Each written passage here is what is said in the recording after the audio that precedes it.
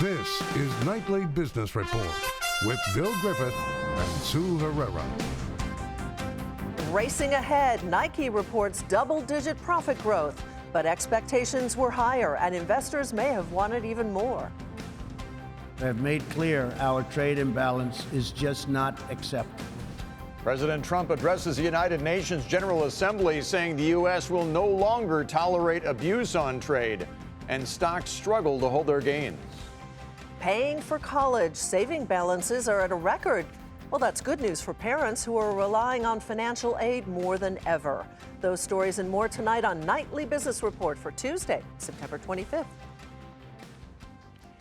And we do bid you good evening, everybody. As expected, President Trump took a hard line on trade during that speech at the United Nations this morning, and we'll have more on that in just a moment. But we begin tonight with earnings from Nike, the world's largest athletic apparel maker, reported better than expected profits at a time when the company is working to reshape its business.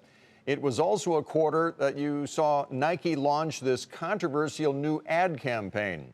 Well, the company earned 67 cents a share. That was 4 cents better than expectations. Revenue rose by 9% to nearly $10 billion. But obviously, it wasn't enough for the markets. After a 30% run so far this year, the stock pulled back in initial after-hours trading tonight. Sarah Eisen has more on the details from the New York Stock Exchange. Nike continues its streak of steady growth. And for investors who have loved the stock all year round, they got their answer in the form of 10% revenue growth. Now, Nike's seeing growth thanks to key markets like China, which continue to come in line with expectations, as well as the North American market. It's been key. Nike just returned to growth last quarter in North America. It continues to post growth there, this time of 6% in terms of the sales. Now, some have questioned Nike recently on the back of that controversial ad featuring Colin Kaepernick as the face and voice of the new Just Do It campaign. But so far, investors have shrugged it off, and they'll be listening for any comments from executives as to the impact on sales. But so far, that and the corporate culture scandal that shook up some of the key management roles at Nike in the past year have not managed to throw Nike off track when it comes to growth. It's focused on international, it's focused on new innovation and key styles, focused on its athletes and telling its story, and also focused on the direct-to-consumer business, Nike.com and Nike stores, for a main source of growth. For Nightly Business Report, I'm Sarah Eisen.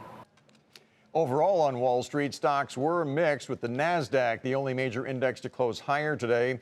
A rise in energy shares not enough to offset any trade concerns. The Dow was down 69 points at the close to 26,492. The NASDAQ gained 14. The S&P was down 3. Those trade concerns came from a speech the president gave to the United Nations General Assembly, where he took a hard line, saying he will not allow American workers to be victimized or our companies to be cheated. Eamon Javers has more.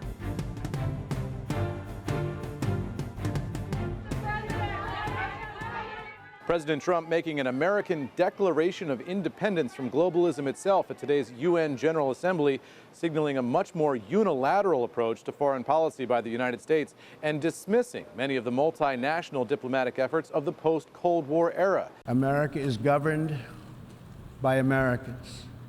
We reject the ideology of globalism, and we embrace the doctrine of patriotism. The president called out specific opponents for criticism as he stood before representatives of the 193 countries at the United Nations. We cannot allow the world's leading sponsor of terrorism to possess the planet's most dangerous weapons. We cannot allow a regime that chants death to America and that threatens Israel with annihilation to possess the means to deliver a nuclear warhead to any city on earth. Just can't do it. OPEC and OPEC nations are, as usual, ripping off the rest of the world. And I don't like it. Nobody should like it. The United States lost over 3 million manufacturing jobs, nearly a quarter of all steel jobs, and 60,000 factories after China joined the WTO. and we have racked up $13 trillion in trade deficits over the last 2 decades. But those days are over. We will no longer tolerate such abuse. Despite the harsh rhetoric on China, some argued the president was effective. The president was stronger today when he went after China on trade, and I think he probably had a lot of support from people in the room who've been victimized by China. But skeptics said they doubted Trump's policies will deliver the results he's promising. If he was really serious about the OPEC and the oil price, it's very clear that the main reason the oil price right now is going up is because of the threat of U.S. sanctions, which obviously he has instituted. So he could do something about that right away, but obviously he doesn't want to. Tomorrow, President Trump has another day of international diplomacy, including meetings with the leaders of Israel, Japan, and the United Kingdom. For Nightly Business Report, I'm Eamon Javers in New York. And the president's comments on OPEC and his repeated calls for more production did not exactly result in decline in prices today. In fact, oil prices hit a 4-year high today, settling at about $72 a barrel. Joining us tonight to talk about the oil markets and where prices could go from here, John Kilduff, the founding partner at Again Capital. Welcome back. Thank you. We have contrasting points of view here. Slowly, Iranian oil is coming off the market ahead of the sanctions there, and the president wants Saudi Arabia to increase production, but so far they don't want to do that, right? Certainly not in a full-throated fashion, Bill, and I think, just not too soon. The Saudis did respond to pressure from President Trump earlier in the year. You saw a drop back in July from $75 a barrel down to about $64. It was quite a drop. Right. I think they're afraid of reprising that. So they're going to come to the rescue of high prices, but I think they're going to make us all sweat it out a little bit first. Yeah, and if they are going to do that, John, how much more upside do you think is left in oil? Well, here's where it gets tricky, Sue, because they're not very good at managing the market when it starts to get away from them to either the upside or the downside. It's hard for them to sort of cut back when oil prices are plunging, and then they sort of start to scramble now, and we all start to question their abilities when prices go up. So I think easily $80 for WTI, the U.S. marker, is in the cards. Beyond that, I think the Saudis will respond to pressure to put more oil on the market and be more forward-leaning about it. But there's, increasing talk about 95, 100. The only savior there for motorists is that it's almost approaching conventional wisdom that we could go that high, so it probably won't happen. And along those lines, in the Saudi regime, you're watching the Crown Prince very carefully right now, aren't you? Yeah, and I think that's being somewhat overlooked. He's been very aggressive in terms of trying to do various things, like bring the Saudi oil company, the Aramco company, public, much to the dismay and chagrin of leaders in the kingdom. He has still been jailing quite a number of the old guard that haven't been released. You've heard about some notable releases. A lot haven't. He's been getting significant pushback. They shelved the Saudi IPO, and that is partly in a rebuke from the king. We have 30 seconds left. The president took a very hard line on Iran.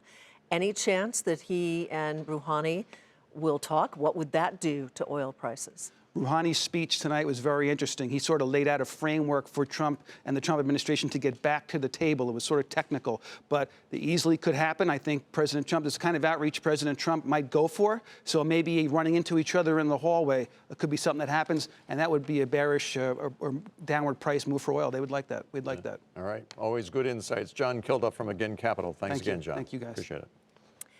Well, the trade deal with Mexico could move ahead without Canada. The U.S. Trade Representative says that there's still a fair amount of distance between the two countries and that Canada is not making concessions in essential areas. Complicating negotiations are tariffs that were imposed on imported steel and aluminum. Some business groups and lawmakers have warned against a bilateral agreement. Elsewhere, BMW cut its profit forecast for the year today, citing concerns about tariffs and new European efficiency rules. The company says that trade duties are hurting demand more than it expected, and that has put pressure on prices and on profits.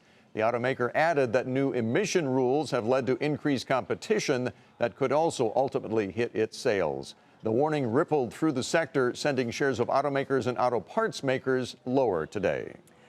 Despite trade concerns, consumer confidence rose to its highest level in 18 years. The latest report from the Conference Board shows households are increasingly optimistic about the labor market and the overall economy. The survey shows that, for now, consumers are shrugging off global trade tensions and the prospect for higher prices. And a new survey shows that most economists and money managers are upbeat on both the economy and the stock market, just as Federal Reserve policymakers begin their latest two-day meetings in Washington today. Steve Leisman has more. Amid concerns over tariffs, inflation, and Fed rate hikes, Wall Street is still looking this year and next for modest stock market gains and solid economic growth. The CNBC Fed survey shows participants forecasting 3% growth this year and slowing slightly to 2.8% in 2019. And unemployment will keep ticking lower, according to the 46 respondents, who include economists, fund managers, and strategists. It seems to me the market's done a pretty good job of saying, you know what, we'll worry about these tariffs when there's evidence that they're harming the economy.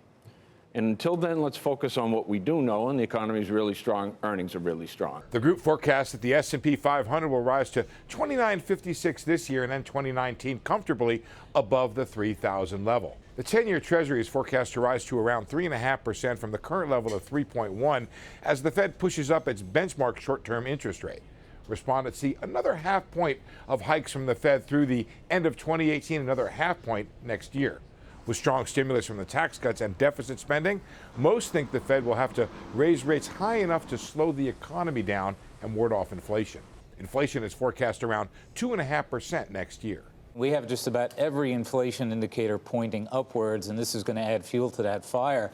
I think we'll hear some more hawkish comments from the Fed. Despite the concerns over inflation and Fed rate hikes and trade protectionism, the survey shows only a small chance of recession in the next 12 months being baked in by Wall Street. For Nightly Business Report, I'm Steve Leisman. It is time to take a look at some of today's upgrades and downgrades.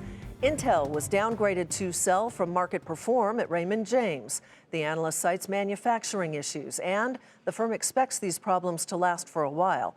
The analyst does not have a price target on the stock, which fell 2% to $45.91. Dollar Tree was downgraded to neutral from buy at Buckingham. The analyst cites near-term challenges and recent underperformance. The price target is 92. The stock fell a fraction to 85.26.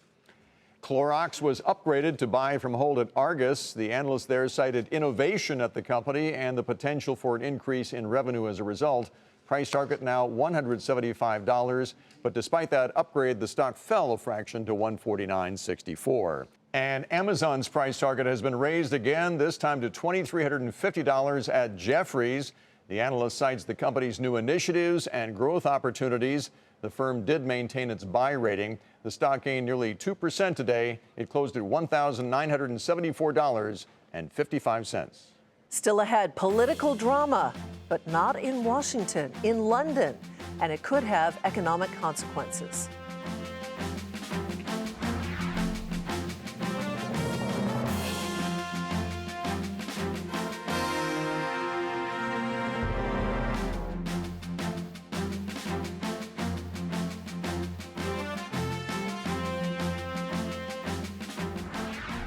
Political drama is playing out in the United Kingdom, where the odds of a second Brexit vote just rose. Britain's opposition Labour Party voted overwhelmingly for its legislators to reject any Brexit deal the Conservative-led government may make with the European Union if that agreement fails to meet several requirements. Willem Marx is in London for us tonight. Even by the standards of Brexit's increasingly complex narrative, today's announcement at the Labour Party conference constituted a major plot twist. The party's point person on Brexit, Sir Keir Starmer, insisted to members that Britain's departure from the European Union was far from guaranteed. If we need to break the impasse, our options must include campaigning for a public vote, and nobody is ruling out Remain as an option. But as party leader, Labour chief Jeremy Corbyn may not have pre-approved this promise that bought a standing ovation. Corbyn had earlier told supporters that a fresh election could help end the current deal deadlock between the UK and EU. If this government can't deliver, then I simply say to Theresa May, the best way to settle this is by having a general election. But this socialist man of the people may find himself at odds with his party's own grassroots. A recent poll found 86% of members would rather stay inside Europe. And those divisions in the opposition Labour Party are no less pronounced inside the ruling Conservatives, with MPs in the Parliament behind me, both those who like and those who dislike Brexit, threatening to vote down government proposals put forward by Prime Minister Theresa May. This makes May's parliamentary math rather difficult, given her slim majority in the lower chamber, the House of Commons. For now, her cabinet continues to support her proposal, known as Chequers, that she insists is the only workable Brexit option. But as she travels to New York for the UN General Assembly, she's now fighting on multiple diplomatic fronts, both at home and abroad. For Nightly Business Report, I'm Willem Marx, London. Qualcomm alleges that Apple stole trade secrets and gave them to a rival. And that's where we begin tonight's Market Focus. Tensions between the two tech giants are heating up once again, and this time Qualcomm is accusing Apple of stealing proprietary software, which included modem chip designs, and giving them to rival Intel. Qualcomm said that then that allowed Intel to develop competing chips at lower costs. Apple once used Qualcomm chips exclusively in its iPhones between 2011 and 2016, but starting this year, it has used only Intel chips. Shares of Qualcomm fell by 1% today to $72.74. Apple shares rose a fraction to $222.19. Electronics maker Jabil said that it does not expect margins to improve until 2021. The company blamed an increase in its spending in order to drive overall growth. Shares took a beating today, down 7% to $27.90. And food safety company Neogen said that higher sales of its foodborne pathogen tests helped overall revenue edge higher, but it still wasn't enough to top estimates.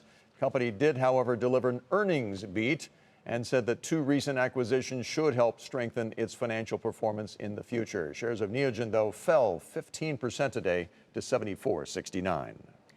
Shares of ADP and Paychex saw their shares fall after fintech company Square said it's launching payroll services into a mobile app. Square said that app will allow employees to import their work hours through the app, and Square will handle the filing and the payments. Shares of ADP and Paychex were lower on the day. Meanwhile, shares of Square popped 10% to $95.35. The fast food chain Sonic is being bought for more than $2 billion. The owner is a private equity-backed firm that owns restaurants Arby's and Buffalo Wild Wings. Shares of Sonic popped 18% to $43.46. And after the bell, the home builder KB Home reported stronger than expected earnings thanks to a rise in deliveries of new homes. The company also saw total revenues rise. Shares initially rose in after hours, but they finished the regular day down nearly 1% to $25.29. New figures show that 529 college savings balances have reached a record. Total investments this year hit an all-time high of nearly $330 billion. That's up 3% in the last 6 months alone. The average 529 account balance is now more than $24,000. But despite the tax benefits, fewer than half of parents use these accounts to save for higher education. So even with the total number of 529 accounts at new highs, families are still relying on financial aid more than ever as college costs continue to climb. A new survey shows parents are also not willing to take on as much debt as they were in the past. Senior personal finance correspondent Sharon Epperson is with us once again today. Good to see you, Sharon. Good to be here. All right, so they're saving more. 529 balances are high, but they're not willing to take on more debt. That's good news. The parents are saying, no, we're not going to take on all this student debt ourselves. A year ago, more than a quarter of parents were saying that they would take on $75,000 or more in debt. This year, only 14% of parents are saying that, according to a new T. Rowe Price study. And 25% say they'll take on between $25,000 and $75,000 in debt. 61% are saying it's got to be $25,000 or less. We're not going to take on more than that. So they're being smarter about taking on debt, but there's still a gap when it comes to paying for college. So how do they close that gap? There's a major gap. When you look at what they're saying they're able to pay, 75% of parents are saying, I can only pay some of this. And only 6% are saying they can pay all of it. So what are they doing to bridge that gap? It's scholarships and loans that is the most of it. But some kids are going to have to work, and some parents are going to use some of their regular income to cover it. And then you have student loans. Either the kids are paying for these student loans or the parents are paying, and often both. All right, so if you want to get a, I'm taking notes because I've got two that are going in shortly. If you want to do financial aid, fine. If you want to do scholarships and grants, how early do you have to apply for that? Well, it's all part of the financial aid package often. And so even though a school or a state deadline may be a while away, you want to try to do the free application for federal student aid as soon as it becomes available. And that's Monday, October 1st. So you can start October 1st to start applying for financial aid for the 2019-2020 school year. And what you have to get together, and you can start this weekend, is get those federal tax returns together, bank statements, investment records, and you can even start using on Monday the My Student Aid app that the Department of Education is putting out to try to make it simpler for people. The thing to know, though, is to really try to do this as soon as possible. Right. October 1st is when you can start, but the earlier you do it, the better, because sometimes this aid is on a first-come, first-served basis, and you want to get as much as possible. Bill is smiling He's because smiling he's done. He's so Done, happy. but I know what you're doing this weekend. And Sue and I, this is all we're going to be I'm not talking quite about for there the yet. next I've few got years. 2 years to go, but nonetheless, thanks, Sharon, Sure. Thank you, as Sharon, always. very much. Sharon Epperson. Coming up, teens and plastic surgery, a fast-growing industry that is raising a lot of questions.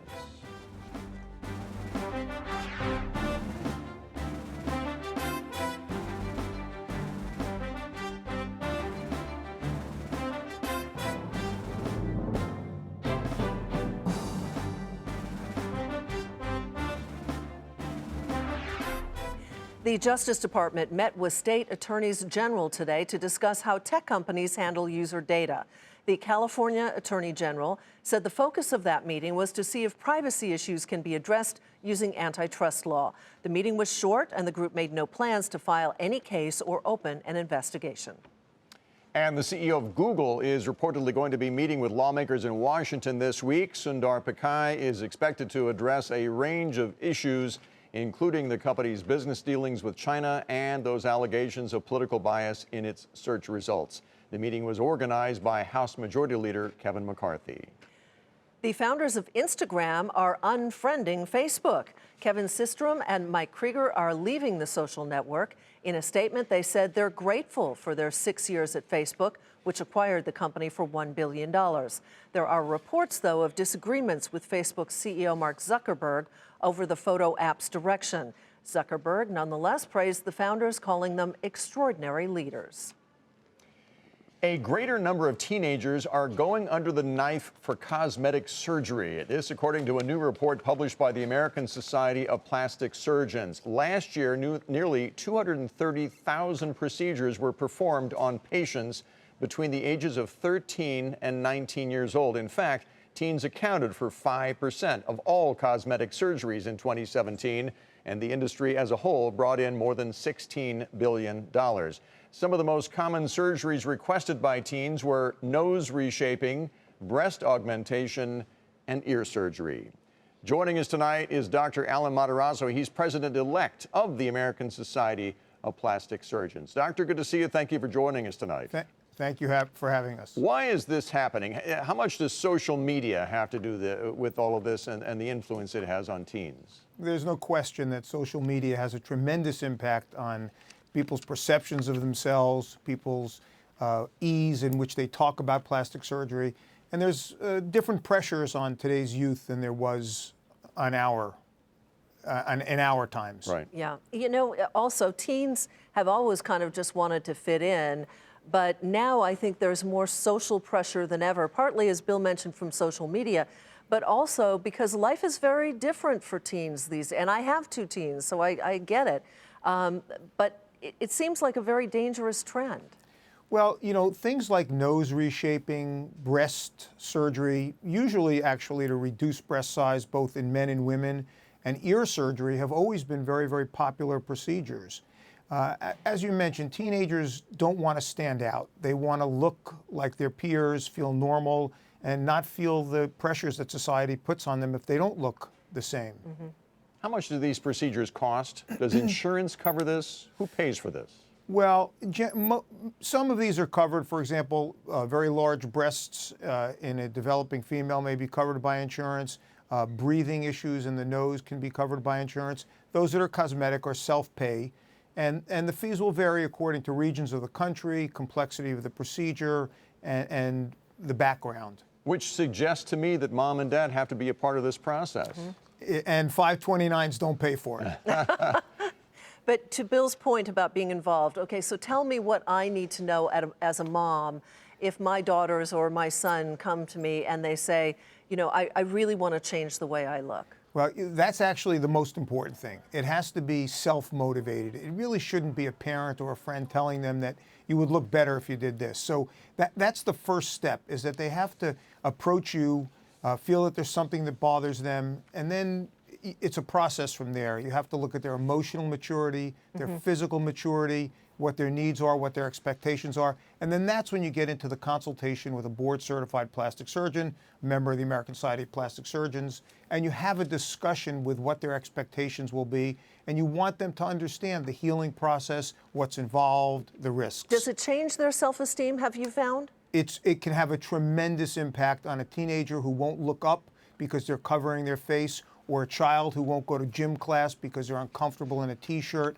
or ears that are protruding forward that makes them look different or be teased in school. It can totally change the impact that those teenage years have. It really leaves an indelible mark on your psychological well-being, what happens in those years. Interesting. Dr. Alan Matarazzo with the American Society of Plastic Surgeons. Again, thank you for joining us tonight, Doctor. Thank you for having us. All right. It is fascinating. That'll do it for us tonight. Thanks for joining us. I'm Sue Herrera. I'm Bill Griffith. Have a great evening. See you tomorrow.